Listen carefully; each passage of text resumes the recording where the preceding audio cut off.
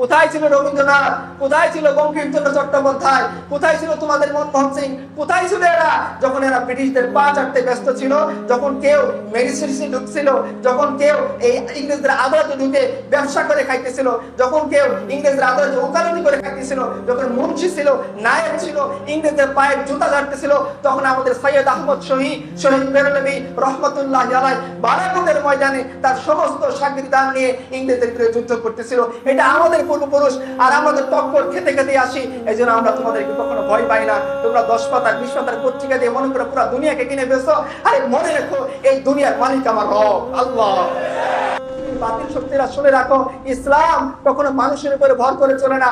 মুসলিম কখনো দুনিয়ার তাকতের দিকে লড়াই করে বাতিলের মোকাবেলা করতে নামে না। মুসলমানরা কখনোই দুনিয়ার শক্তির উপর ভরসা করে তারা হীনমন্যতায় ভুগে না। তারা এক আল্লাহর দিকে তাকিয়ে থাকেন, আর আল্লাহ তাদেরকে ওয়াদা দিয়েছেন তারা এই জমিনে তাদেরকে অবশ্যই বিজয় দান করবে।